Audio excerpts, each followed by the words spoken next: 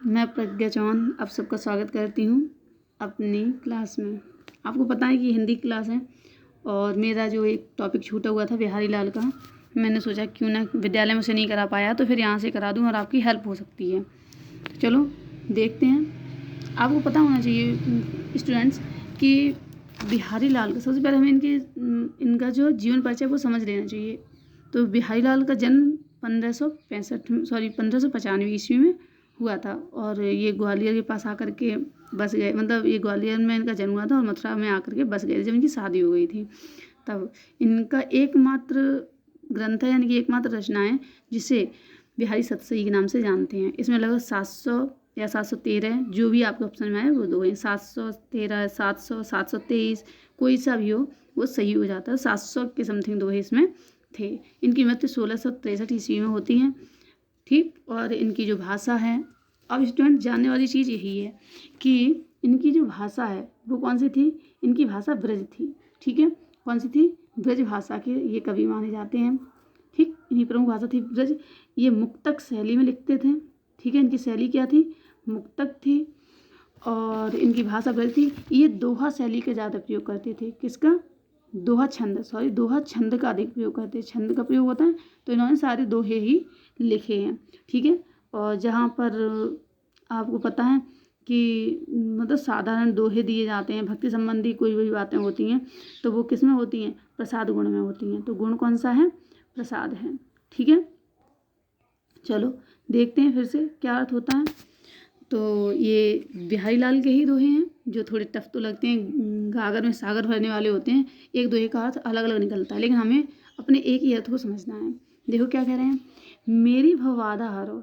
मेरी मीन्स मेरी, मतलब जो बिहारी लाल हैं वो कह रहे हैं कि हे भगवान कृष्ण, मतलब अभी कृष्ण का नाम नहीं दिया लेकिन कह रहे हैं कि मेरी भवबाधा हरो। बिहारी जी कह रहे हैं कि मेरी भव संसार रूपी बाधा, मीन्स कठिनाइयों को, मेरी संसार रूपी कठिनाइयों को हरो मीन्स हरण कर लो। मतलब मेरी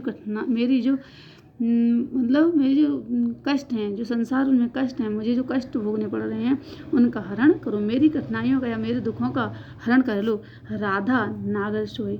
राधा मीन्स राधा, नागर मीन्स चतुर, ठीक है। चतुर या गुणी, ठीक है। कह रहे हैं कि हे राधा रानी, हे चतुर राधा रानी, मेरी संसार की सारी बाधाओं को हर लीजिए। हर लीजिए मीन्स संसार की सारी बाधाओं को दूर कर दीजिए, ठीक है। फिर कह रहे हैं कि जा तन की छाई पर है। कह रहे जा मतलब आपके तन की छाई पड़ने से, क्योंकि वो कैसी थी? गौर वर्ण की थी, मतलब गौरी थी राधा रानी।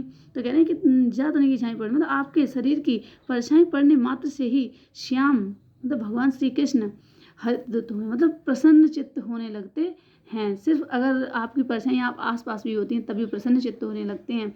तो इसीलिए हे माता, हे राधिका माँ, मेरे संसार की सारी ही बाधाओं को हरण कर लो। यह दूसरा कह रहे हैं कि जिस पर भगवान श्याम की परछाई पड़ जाती है, मतलब राधा रानी की परछाई श्री कृष्ण पर पड़ती है तो नीले रंग के भगवान श्री कृष्ण गोरे रंग की राधा रानी के साथ में सुशोभित होते हैं। तो लगता है उन दोनों का रंग, तो हम सफ़ेद और आप नीले को मिलाना तो हरा रंग प्रदर्शित होता है, ठीक है। तो कह रहे हैं कि हरित दुध होए। इसमें 2-3 अर्थ हैं तो हम जिससे समझ सकते हैं वो हो सकता है।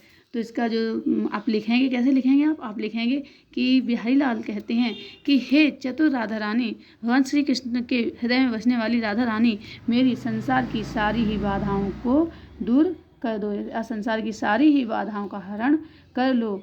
आपके शरीर की परछाई पड़ने मात्र से ही भगवान श्री कृष्ण प्रसन्नचित्त होने लगते हैं, या केवल आपकी परछाई पड़ने से ही भगवान श्री कृष्ण का श्याम रंग भी हरित मीन्स हरा हो जाता है। तो आप मुझ पर भी थोड़ी सी कृपा दृष्टि करें तो मेरे सारे ही कष्ट दूर हो सकते हैं। इसमें कौन सी शैली है? इसमें मुक्तक शैली है, ठीक है। मुक्तक शैली का प्रयोग किया गया है। और इसमें आपका दोहा छंद है। जब आप लिखोगे किसमें लिखते हैं? जब हम लिखते हैं उसमें साहित्य सौंदर्य में, तो आपको लिखना होगा इसमें मुक्तक शैली का प्रयोग हुआ है, दोहा छंद है, प्रसाद गुण है और आपकी ब्रज भाषा है इसमें, और भक्ति के मतलब भक्ति रस को यहाँ पर दिखाया गया है। यहाँ रस कौन सा है एक बार देख लो। यहाँ रस कौन सा है? तो रस आपका भक्ति है, जबकि शैली मुक्तक है, ठीक है। कौन सी है? मुक्तक शैली है। दूसरा है भाषा, भाषा आपको पता ही है इनकी ब्रज है, ठीक है, ब्रज भाषा है। शैली इनकी मुक्तक हुई। गुण कौन सा है? गुण, तो गुण प्रसाद है, ठीक है, प्रसाद गुण में ही तो होता है जिसमें ना हंसी आए ना रोना आए, बिल्कुल साधारण सिंपल चलते हैं। दोहा छंद है, ठीक है, दोहा जो छंद है दोहा है, ठीक है। अब देख लो क्या है इसमें। दूसरा है, कह रहे हैं कि मोर मुकुट की चंद्रकन यों राजत नंद मनु शश शेखर की अकस किए शेखर सत चंद। कह रहे हैं कि मोर मुकुट की चंद्रकन, कह रहे हैं मोर मुकुट का जो आप मोर का मुकुट धारण करते हैं उसकी चंद्रिकाएं हैं, मतलब ऐसे यों राजत नंद राजत की सुशोभित होती है। नंद बाबा के नंदलाल के मुख मतलब सिर पर जो मोर मुकुट रखा है उसकी चंद्रिकाएं इतनी सुशोभित लगती हैं, इतनी सुंदर लगती हैं कि मानो मनुष्य मानो शश शेखर मतलब शशि चंद्रमा को शेखर शेखर बोलते हैं शिव जी को, मानो शंकर जी से कैसे तुलना करने पर या उपमा करने, शंकर जी की नकल उतारने के लिए या उनसे अपनी समानता दिखाने के लिए भगवान श्री कृष्ण ने शेखर मतलब 2700 चंद्रमाओं को धारण कर लिया हो। मतलब भगवान श्री कृष्ण इतने सुंदर लग रहे हैं कि मानो उन्होंने एक साथ 100 चंद्रमाओं को धारण कर लिया हो। किससे मतलब अपनी तुलना करने के लिए, भगवान शंकर से अपनी तुलना करने के लिए या उनसे जलनवश इन्होंने क्या किया हो, 100 चंद्रमाओं को एक साथ धारण कर लिया हो, ठीक है। तो आप लिखोगे कैसे? आप लिखोगे कि बिहारी लाल जी कहना चाहते हैं कि भगवान कृष्ण मतलब नंद बाबा के लाल नंदलाल या भगवान श्री कृष्ण मोर मुकुट चंद्रमा की मोर मुकुट को धारण करके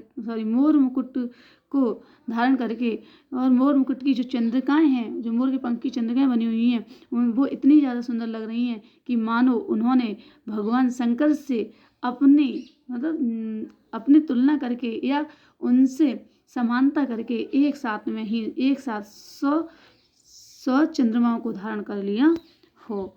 अब इसमें शैली कौन सी है? तो इसमें मुक्तक शैली का प्रयोग हुआ है स्टूडेंट्स, और आपका वही है, दोहा छंद है, ब्रजभाषा है, और ब्रजभाषा तो होगी आपको पता ही है।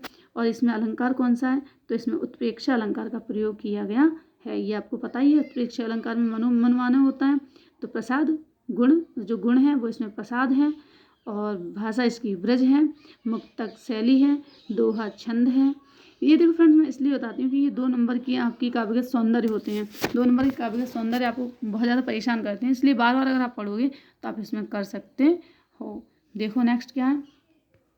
नेक्स्ट है हमारा अधर धरत हरि के परत। क्या कह रहे हैं कि अधर धरत हरि के परत, नहीं ये नहीं, सॉरी, हाँ ये था शोहत ओढ़े पीठ पत। क्या है?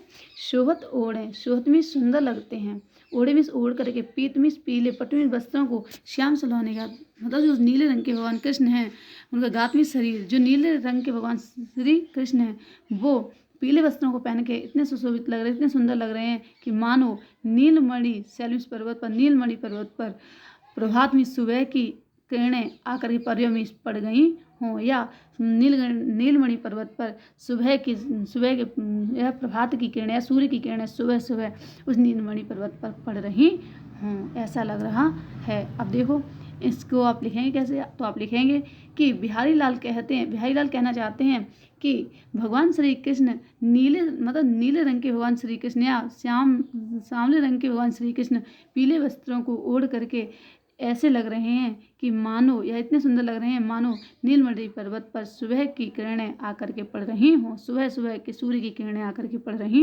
हों। तो इसमें शैली मुक्तक शैली है, दोहा छंद है, ब्रजभाषा का प्रयोग किया है, प्रसाद गुण है, और इसमें ब्रजभाषा है और भक्ति संबंधी बातें बताई गई हैं।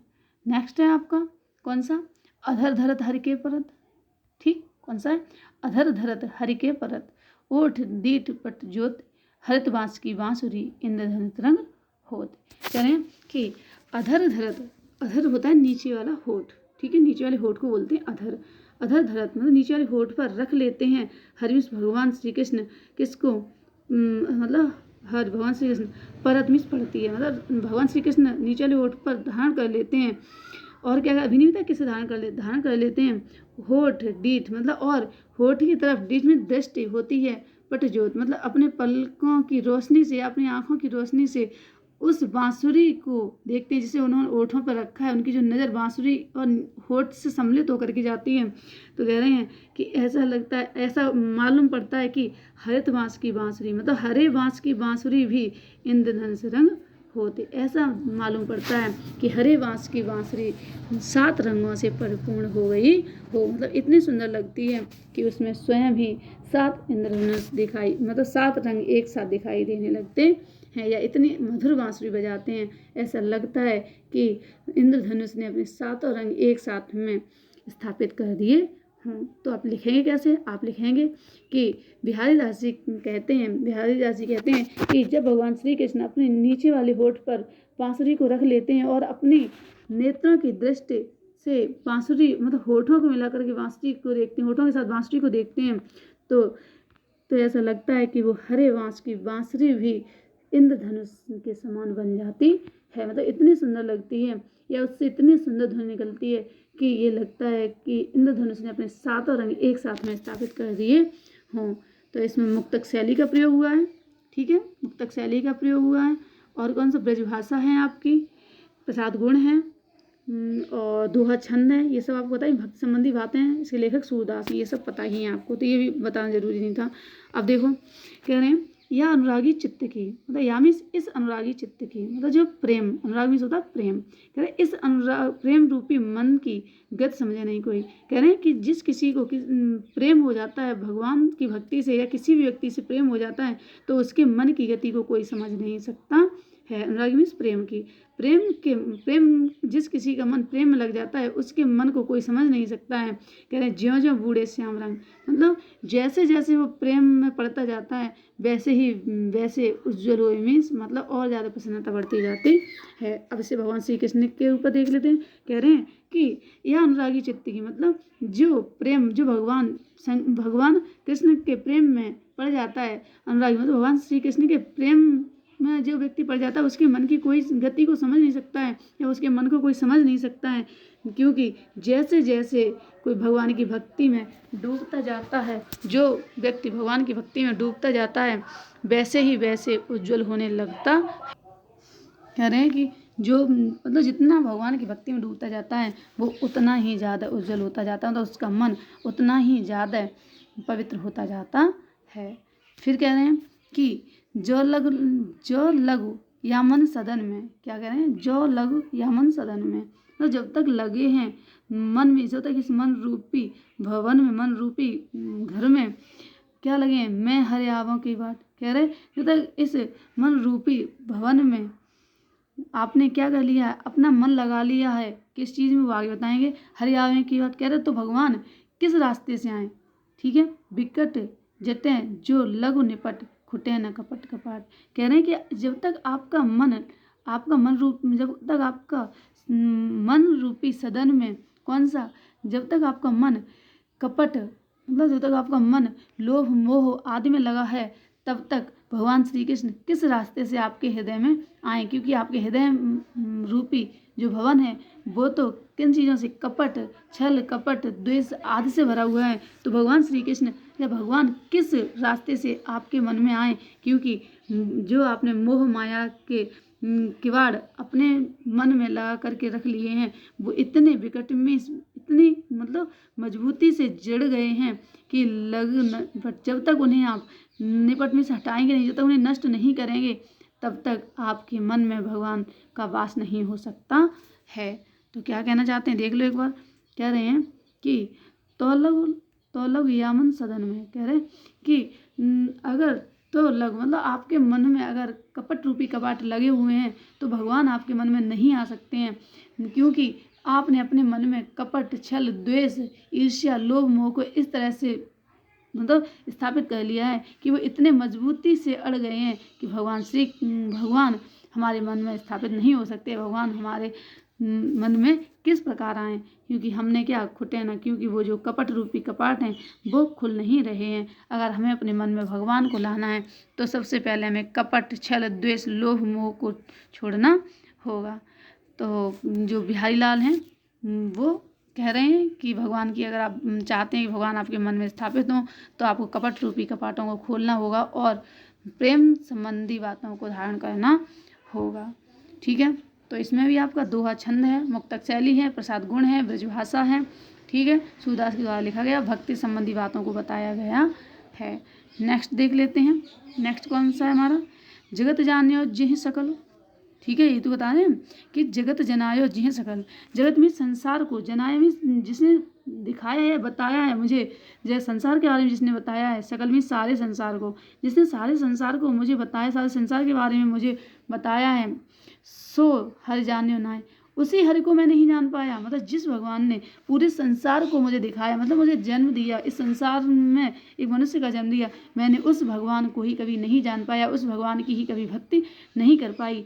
ज्यों आँखें सब, जैसे आँखें सब कुछ देख लेती हैं लेकिन स्वयं को, आँखें ना देखी जाए लेकिन वो स्वयं को नहीं देख पाती हैं। कह रहे हैं कि जैसे, क्या कह रहे हैं, मतलब जो बिहारी लाल हैं वो कह रहे हैं कि आप लिखोगे कि बिहारी लाल कहते हैं कि जैसे, हाँ, जिस भगवान ने पूरे संसार को मुझे जनाया, पूरे संसार को मुझे दिखाया, समझाया, या जिसने मुझे मनुष्य का रूप देकर के संसार में भेजा, मैंने उसी भगवान को नहीं जान पाया, या फिर मैंने उसी भगवान का भजन नहीं कर पाया संसार में। कैसे, ज्यों आँखें सब देखी, जैसे आँखें सब कुछ देख लेती हैं लेकिन स्वयं को नहीं देख पाती हैं, ऐसे ही मैंने क्या किया, लोगों को बताता रहा या लोगों को सद्बुद्धि देने में लगा रहा, लेकिन मैंने खुद ही कभी कोई भजन या कीर्तन या भगवान की भक्ति नहीं कर पाई।